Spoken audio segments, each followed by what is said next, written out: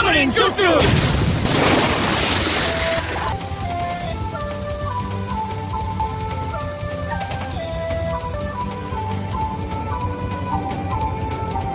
Summoning animals. तो देखो, Naruto anime series में दिखाई फिक्शनल दुनिया में कई सारे इंटरेस्टिंग फिक्शनल कॉन्सेप्ट, आइडियाज और क्रीचर्स हैं, जैसे कि टेल बीस्ट का कॉन्सेप्ट या लेजेंडरी आंखों का कॉन्सेप्ट यानी ब्याकुगन, शारिंगन और रेनेगन, जिन्हें एक साथ 3 ग्रेड 2 जुत्सु कहते हैं, और या फिर जिंचुरकी का कॉन्सेप्ट। और ये तो मैंने सिर्फ तुम्हें कुछ ही कॉन्सेप्ट के बारे में बताया है। नारुतो वर्ल्ड में इसी तरह से कई सारे फैसिनेटिंग फिक्शनल कॉन्सेप्ट हैं, जिन पर सच कहता हूँ घंटों बात की जा सकती है, और हर एक कॉन्सेप्ट अपना एक अलग वीडियो डिजर्व करता है। और नारुतो शिनोबी वर्ल्ड के इन्हीं इंटरेस्टिंग और फैसिनेटिंग प्लॉट्स या कॉन्सेप्ट्स में से एक है समनिंग एनिमल्स का कॉन्सेप्ट। और जैसा कि इनके नाम से ही साफ है कि ये ऐसे एनिमल्स या क्रीचर्स हैं जो कि अपने समनर के समन करने पर उनके पास जाते हैं उनकी मदद करने के लिए। अब ये समनिंग एनिमल्स अलग अलग क्वालिटीज और एबिलिटीज के साथ आते हैं। कुछ फाइटिंग में माहिर होते हैं और कुछ सपोर्ट प्रोवाइड कराने में, जैसे कि हीलिंग और डिफेंस। इसी के साथ ये समनिंग एनिमल्स इंसानी भाषा बोल सकते हैं और साइज में काफी ज्यादा बड़े होते हैं।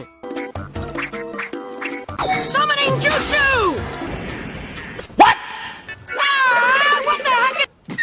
एटलीस्ट ज्यादातर केसेस में। और जो भी शिनोबी इन एनिमल्स के साथ समनिंग कॉन्ट्रैक्ट साइन करके उनका किसी भी बैटल में इस्तेमाल करते हैं, उनको किसी भी बैटल में उनके अपोनेंट शिनोबी या दुश्मन शिनोबी के ऊपर काफी बड़ा एडवांटेज मिलता है। मतलब कि यार, तुम लोग खुद ही सोचो कि मैं और तुम लड़ रहे हो और अचानक से मैं समनिंग जुत्सु बोल के तुम्हारे सामने पहाड़ जितना बड़ा मेढक या सांप प्रकट कर दूं तो तुम्हारी डर के मारे गांव सॉरी मेरा मतलब है डर के मारे हवा निकल जाएगी कि नहीं निकल जाएगी? अरे तुम्हारी छोड़ो, किसी की भी डर के मारे मेरा मतलब है किसी की भी डर के मारे हवा निकल जाएगी। खैर, अब इसी के साथ एक समन यानी समनिंग एनिमल अपने समनर की कितनी रिस्पेक्ट करता है या वो उसके समनिंग कॉल को कितना रिस्पॉन्ड करता है, ये टोटली डिपेंड करता है उनके बॉन्ड पर। मतलब कि वो एक दूसरे पर कितना ट्रस्ट करते हैं इस पर। यानी कि अगर एक समनिंग एनिमल और उसके समनर के बीच में बॉन्ड स्ट्रॉन्ग है तो उसका समनर जितनी बार भी उसे समन करेगा, उसका समनिंग एनिमल उसके समनिंग को रिस्पॉन्ड करेगा और अपने समनर के पास जाएगा उसकी मदद करने के लिए। और आज की इस वीडियो में हम जानेंगे कि आखिर समनिंग काम कैसे करती है, और इसी के साथ हम बात करेंगे नारुतो शिनोबी वर्ल्ड के मेरे 7 फेवरेट समनिंग एनिमल्स के बारे में। तो नमस्कार मित्रों, मैं हूं सिंगलेश और आप देख रहे हैं सिंगलेश की समरीज। तो अब आगे बढ़ने से पहले हम इन समनिंग एनिमल्स के बारे में थोड़ा और जान लेते हैं। तो ये समनिंग एनिमल्स इंसानों की पहुंच से काफी दूर रहते हैं, अपनी खुफिया जगहों पर, जिनमें से कुछ रहते हैं समनिंग आइलैंड पर और कुछ समनिंग एनिमल्स टोटली डिफरेंट जगहों पर रहते हैं, जो जगहें उनके सर्वाइवल के लिए सूटेबल रहती हैं। और इसी के साथ इनमें से कुछ समनिंग एनिमल्स की खुद की एक रिच हिस्ट्री और सिविलाइजेशन है। इसी के साथ भले ही ये समनिंग एनिमल एक समनर के साथ में एक समनिंग कॉन्ट्रैक्ट में हो, लेकिन उनकी एक फ्री विल और फ्री थिंकिंग होती है।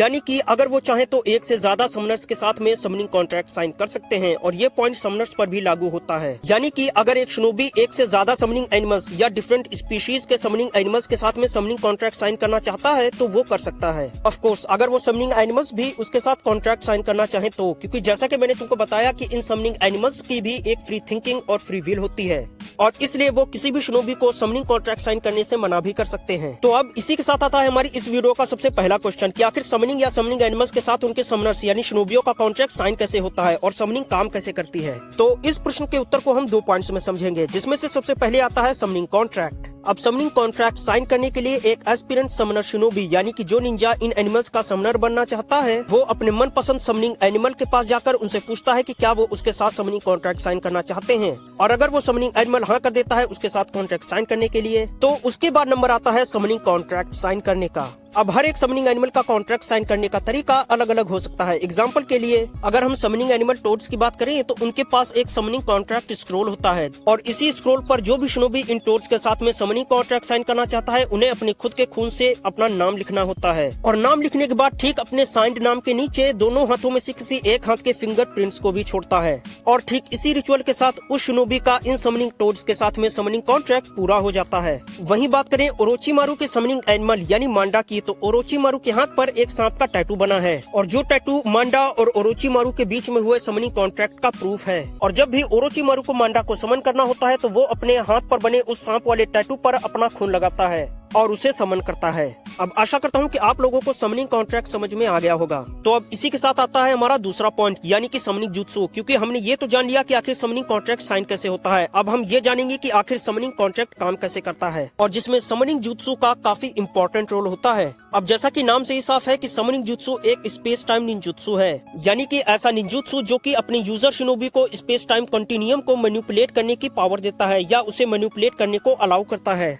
यानी कि सिंपल आसान भाषा में अगर कोई शिनोबी समनिंग निंजुत्सु का इस्तेमाल करता है तो ये समनिंग जुत्सु अपने यूजर को ये अलाउ करता है कि वो डिफरेंट चीजों जैसे कि समनिंग एनिमल्स, हथियारों, इंसानों और स्पेशल समनिंग्स जैसे कि टेल बीस्ट एक्सेट्रा को काफी लंबी दूरी के बीच में ट्रांसपोर्ट कर सके, या फिर वो उनकी जरूरत लगने पर उनको अपने पास में समन कर सके या बुला सके। तो मेरा पॉइंट ये है कि समनिंग जुत्सु के कई सारे डिफरेंट यूजेस हैं, लेकिन समनिंग जुत्सु का प्राइमरी रोल यही है कि वो अपने यूजर शिनोबी को ये अलाउ करता है कि वो डिफरेंट चीजों को अपने पास समन कर सके उनकी जरूरत लगने पर। खैर, अब समनिंग जुत्सु से इन एनिमल्स को समन करने के लिए एक शिनोबी या समनर को अपने उस हाथ पर अपना खून लगाना होता है जिस हाथ का इस्तेमाल उसने अपने समनिंग एनिमल के साथ कॉन्ट्रैक्ट साइन करने के लिए इस्तेमाल किया था, जिसके बाद वो एनिमल समनिंग हैंड साइंस को बनाता है, और जिन हैंड साइंस का इस्तेमाल स्पेसिफिकली एनिमल्स को ही समन करने के लिए इस्तेमाल किया जाता है। जिसके बाद वो शिनोबी अपने उस हाथ में चक्रा के फ्लो को बढ़ाता है और कहता है समनिंग जुत्सु, और उसका समनिंग एनिमल उसके सामने प्रकट हो जाता है उसकी मदद करने के लिए। वैसे अब इसी के साथ समनिंग जुत्सु का एक अल्टरनेट या अपोजिट वर्जन भी है जिसे रिवर्स समनिंग जुत्सु कहते हैं, जो कि समन्स के द्वारा अपने समनर्स को समन करने के लिए इस्तेमाल किया जाता है। कहने का मतलब ये है कि जहाँ पर समनिंग जुत्सु एक शिनोबी को उसके समन एनिमल को समन करने को अलाउ करता है, वहीं पर reverse summoning jutsu summoning animals को अपने समनर शिनोबी को अपने पास समन करने या बुलाने को अलाउ करता है। यानी कि सिंपल आसान भाषा में दोनों ही केस में समनिंग जुत्सु ही इस्तेमाल होते हैं। फर्क सिर्फ इतना है कि जब एक समनिंग एनिमल अपने समनर को समन करता है समनिंग जुत्सु का इस्तेमाल करके, तो उसे रिवर्स समनिंग जुत्सु कह देते हैं। तो अब इसी के साथ आते हैं हम वीडियो के दूसरे टॉपिक पर, यानी कि मेरे 7 फेवरेट समनिंग एनिमल्स या क्रीचर्स पर। वैसे आगे बढ़ने से पहले मैं यहाँ पर एक बात शीशे की भांति स्पष्ट, यानी कि मैं एक बात एकदम क्रिस्टल क्लियर कर देता हूँ कि मैं इस वीडियो में सिर्फ समनिंग एनिमल्स की बात करूंगा, न कि ओवरऑल समनिंग्स की, जिसमें फिर काफी सारी समनिंग्स आ जाती हैं, टेल बीस्ट से लेकर के बैटल एक्सेसरीज तक, जैसे कि निंजा स्टार्स, कुनाई एटसेट्रा तक, और या फिर ओरोचिमारू के बड़े बड़े गेट समनिंग जिन्हें रोशोमोन कहते हैं, और या फिर इम्प्योर वर्ल्ड रीइंकार्नेशन समनिंग जिसे सिंपल भाषा में रीएनिमेशन जुत्सु कहते हैं, जिसमें किसी भी मर चुके शिनोबी की आत्मा को समन करते हैं। और इसी तरह से और भी कई सारी पावरफुल समनिंग्स हैं, इंक्लूडिंग एनिमल समनिंग्स, जिन्हें मैं इस वीडियो में कवर नहीं करूंगा, क्योंकि जैसा कि मैंने कहा कि ये वीडियो सिर्फ और सिर्फ समनिंग एनिमल्स के बारे में है, न कि ओवरऑल समनिंग्स के बारे में। तो आशा करता हूँ कि आप लोग ये बात समझ गए होंगे। तो इसी के साथ देखो मित्रों, अब समनिंग एनिमल्स में भी कई सारे पावरफुल और यूजफुल एनिमल्स हैं, जिसमें से टॉप 7 को चूज करना काफी ज्यादा कठिन है। इसलिए मैं ये बात भी यहीं पर साफ कर दूं कि ये मेरी पर्सनल लिस्ट है, और आप लोगों की चॉइस या लिस्ट डिफरेंट हो सकती है, और मैं उसकी पूरी रिस्पेक्ट करता हूं। और तुम लोग मुझे कमेंट्स में बता सकते हो कि तुम्हारे फेवरेट समनिंग एनिमल्स कौन कौन से हैं। तो इसी के साथ आता है मेरी लिस्ट का सबसे पहला समनिंग एनिमल, मांडा। जैसा कि हम जानते हैं कि मांडा, कात्सुयु और गामाबुंटा ये तीनों लेजेंडरी सानिन के समनिंग एनिमल्स हैं, लेकिन जब मांडा को कंपेयर करें बाकी के दोनों लेजेंडरी सानिन समनिंग से, तो मांडा ओवरवेलमिंगली स्ट्रॉन्गर है बाकी के दोनों काउंटर पार्ट से, जिसकी एक छोटी सी झलक हमें देखने मिली थी नारुतो एनिमे सीरीज के फर्स्ट हाफ में, जिसमें मांडा ने अकेले ही बाकी के दोनों लेजेंडरी समनिंग्स यानी कि गामाबुंटा और लेडी कात्सुयु को अकेले ही मार मार कर नियरली मौत के करीब पहुंचा दिया था, यानी अधमरा कर दिया था मार मार कर। तो हाँ, अगर बात करें शेयर स्ट्रेंथ और पावर की, तो मांडा मेरी लिस्ट में सबसे ऊपर रहेगा, अनटिल अनलेस अगर वो बोरुतो में कोई और पावरफुल समनिंग एनिमल इंट्रोड्यूस ना कर दे तो, नहीं तो मुझे अपनी लिस्ट को अपडेट करना पड़ेगा। खैर, मांडा ने अपने पूरे जीवन में सिर्फ 2 लोगों के साथ ही समनिंग कॉन्ट्रैक्ट साइन किया है, जिसमें से सबसे पहले आते हैं लेजेंडरी सानिन या पौराणिक 3 निंजाओं में से एक लॉर्ड ओरोचिमारू, और दूसरे नंबर पर आता है ओरोचिमारू का टेम्परेरी स्टूडेंट सेंसे किलर और कुंवारी कन्याओं को अपने प्रेम में मोहित करने वाला उचिहा सासुके। मैं तो गिनती तक भूल गया हूँ। वैसे तुम्हें क्या लगता है कि सासुके पे कितनी कन्या लट्टू हुई होंगी नारुतो एनिमे सीरीज के दोनों ओरिजिनल सीरीज में, यानी कि नारुतो और नारुतो शिपुडेन में? कमेंट्स में बताओ जरा। कितने शानदार विचार रखते हैं जी। I'm going to pop you like a balloon, you stinking dirty toad! Acid slime!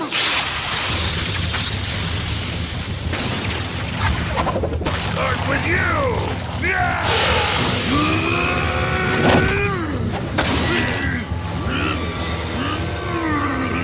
खैर, वही बात करें लिस्ट के दूसरे समनिंग एनिमल की, तो वो है गामाबुंटा, जो कि न सिर्फ माउंट मियोबोकू जहां पर ये सभी टोड्स रहते हैं वहां का सबसे ताकतवर टोड है, बल्कि वो माउंट मियोबोकू का चीफ भी है। और इसी के साथ चीफ टोड गामाबुंटा के पास बाकी के दोनों लेजेंडरी बॉस समनिंग्स के मुकाबले में सबसे ज्यादा वर्सेटाइल कॉम्बैट आर्सेनल है, जैसे कि गामाबुंटा के पास खुद के जुत्सु हैं और वो तलवारबाजी में भी बहुत ज्यादा माहिर है। इसी के साथ उसकी बॉडी भी काफी ज्यादा स्ट्रॉन्ग है। खैर, अब चीफ टोड गामाबुंटा ने 3 डिफरेंट शिनोबी जनरेशंस के साथ में समनिंग कॉन्ट्रैक्ट को साइन किया है और उन्हें उनके बैटल्स में असिस्ट किया है, जिसमें से सबसे पहले आते हैं द लेजेंडरी सानिंग के लिस्ट के दूसरे मेंबर, यानी कि हमारे one and only Jiraiya the pervy single boy, और दूसरे हैं जिराया के स्टूडेंट हिडन लीफ के 4th होकागे और नारुतो के पिता श्रीमान मिनातो नामिकाजे। और वहीं तीसरे नंबर पर आता है जिराया का ही student sexy jutsu, harem jutsu और कागुया ओत्सुत्सुकी के लिए स्पेशल रिवर्स हरेम जुत्सु का inventor Uzumaki Naruto.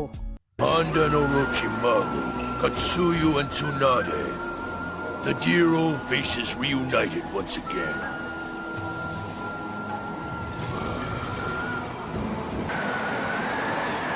I've always wanted a snakeskin wallet. You serious?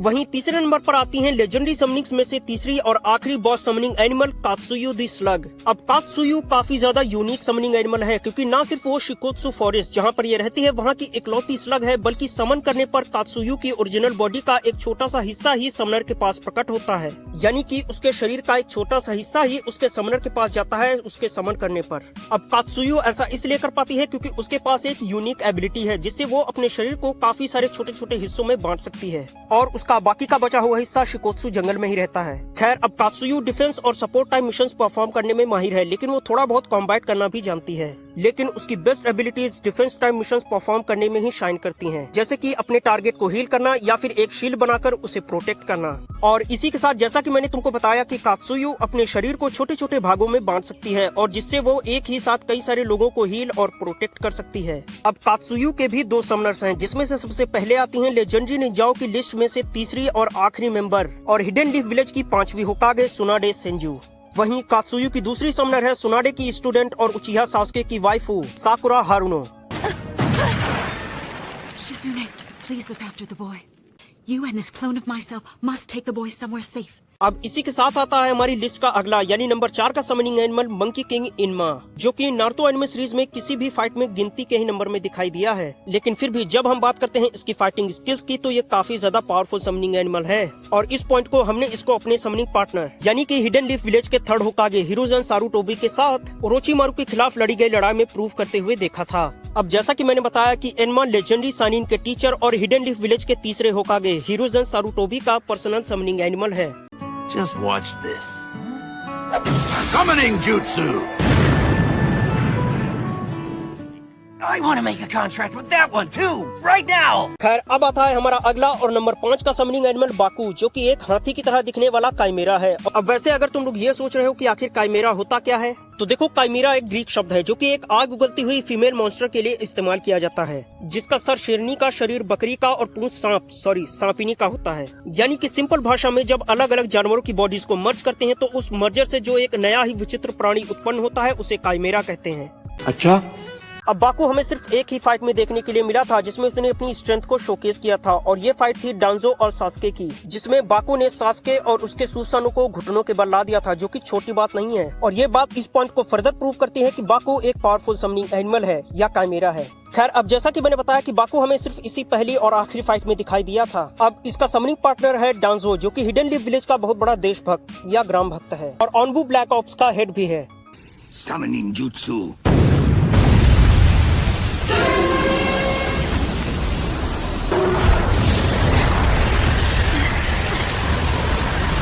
अब बढ़ते हैं हम 6ठे नंबर के समनिंग एनिमल पर, जो कि है इबुसे दी सैलेमेंडर, जो कि हिडन रेन विलेज के विलेज लीडर हंजो का पर्सनल समनिंग एनिमल है। और इन दोनों ने अपने टाइम पर काफी मजबूत बॉन्ड बना लिया था, जिसकी वजह से जब भी ये दोनों किसी भी बैटल में लड़ते वहां पर तबाही मचा के रख देते थे। और इबुसे और हंजो का बॉन्ड ऐसा है कि दुनिया भर के शिनोबी उनकी ताकत और पार्टनरशिप से खौफ खाते थे, और जिसकी वजह से हंजो के नाम के आगे उसके समनिंग एनिमल का नाम जुड़ा और वो कहलाया Hanzo the salamander of the rain village. अब इन दोनों की जोड़ी ने अपने समय में शिनोबी वर्ल्ड के कई सारे शिनोबियों को हराया है, लेकिन उन दोनों की सबसे बड़ी कामयाबियों में से एक है कि इन दोनों की जोड़ी ने हिडन लीफ विलेज के लेजेंडरी सानिन यानी कि जिराया, ओरोचिमारू और सुनाडे के खिलाफ लड़ी गई लड़ाई में उन्हें अकेले ही ओवर पावर कर दिया था और यहाँ तक कि उन्हें हरा भी दिया था, जो कि इन दोनों के समनर और समनिंग बॉन्ड की गवाही देता है कि वो कितना स्ट्रांग है। अब वैसे अगर तुम लोगों को लेजेंडरी सानिन के बारे में जानना है तो चैनल पर जाकर तुम लोग ये वीडियो देख सकते हो। Hanzo controls a venomous salamander. Ibuse, withdraw for now.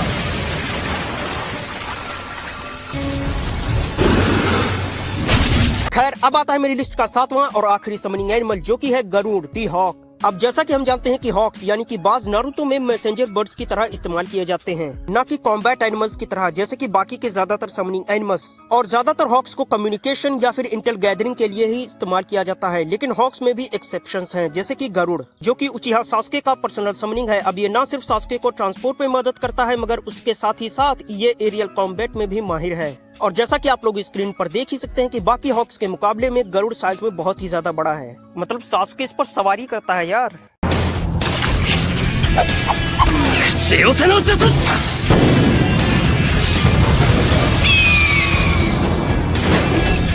अब इसी के साथ मैं कुछ और समनिंग एनिमल्स की बात करना चाहूंगा जो कि काफी ज्यादा पावरफुल हैं लेकिन मेरी टॉप 7 की लिस्ट में नहीं आ पाए। तो शुरुआत करता हूं आओडा से, जो कि उचिहा सासुके का समनिंग एनिमल है और जो कि सीरीज में आगे जाकर सासुके के लिए मांडा को रिप्लेस करता है। अब इन टर्म्स ऑफ स्ट्रेंथ ये मांडा जितना पावरफुल तो नहीं है मगर कमजोर भी नहीं है।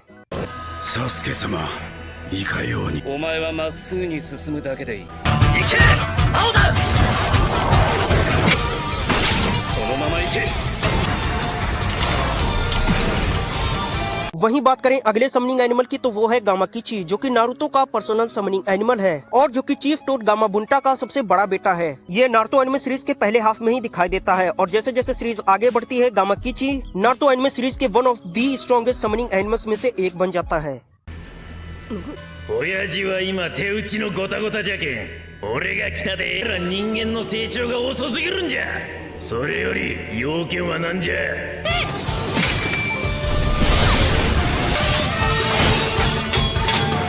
ほらほら頭から振り落とすな。態度はさらにでかく。 अब आगे बढ़ते हैं हम अपने अगले समनिंग एनिमल पर। तो आता है तेमारी का समनिंग एनिमल कामातारी, जो कि एक वीजल है और ये क्विक बी हेडिंग टेक्निक का इस्तेमाल करता है और अपने सामने आने वाले किसी भी चीज को तबाह करता हुआ चला जाता है। तो मित्रों ये थे मेरे फेवरेट समनिंग एनिमल्स। अब हाँ मैं जानता हूँ कि और भी बहुत सारे पावरफुल समनिंग एनिमल्स हैं जो कि इस वीडियो में नहीं आ पाए, जैसे कि गामाकिची का छोटा भाई गामा हीरो या फिर शिमा और फुकुशिमा, जो कि दो बूढ़े मेढक पति पत्नी का एक जोड़ा है और इन दोनों की जोड़ी की ताकत को मैं तुम्हें एक एग्जाम्पल के थ्रू समझाता हूँ। तो देखो तुम लोग एनिमे के बैड एस बुड्ढों के बारे में जानते हो जो कि शांत और गंभीर रहते हैं लेकिन टाइम आने पर वो अच्छों की वाट लगा के रख देते हैं, यहाँ तक कि अपने मेन कैरेक्टर की भी। और तुम लोग भूल जाते हो कि साला एनिमे का मेन कैरेक्टर अपना हीरो है या ये बुड्ढे हैं और जिन्हें एक्शन में देखने के बाद तुम्हें तुम्हारी जवानी पर शक होता है। तो जैसा कि मैं कह रहा था कि ये दोनों पति पत्नी उसी कैटेगरी में आते हैं, फर्क सिर्फ स्पीशीज का है। इधर हम लोगों के लिए ये बैड एस बुड्ढे स्टैंडर्ड सेट कर रहे हैं और उधर मेढकों के लिए बुढ़े मेढक शिमा और फुकुशिमा, यानी कि ये दोनों काफी ज्यादा पावरफुल हैं। लेकिन मित्रों अगर टॉप 7 की लिस्ट बना रहे हो तो तुम्हें किसी ना किसी को तो बाहर रखना ही पड़ेगा। खैर अब तुम लोग मुझे कमेंट्स में बताओ कि तुम्हारे आज की इस वीडियो पर क्या विचार हैं और क्या तुम लोग एक वीडियो सबसे पावरफुल समनिंग्स के बारे में देखना चाहोगे, यानी कि एक शिनोबी समनिंग जुत्सु से सबसे पावरफुल क्या समन कर सकता है। और मैं मिलता हूँ तुम लोगों से अगली वीडियो में, तब तक के लिए जय हिंद। ये डीमन स्लेयर विलेज आर्क के एपिसोड्स भी धीरे धीरे काफी ज्यादा इंटरेस्टिंग हो रहे हैं। वैसे मुशोकु तेंसेई का दूसरा सीजन जुलाई में रिलीज होगा क्या?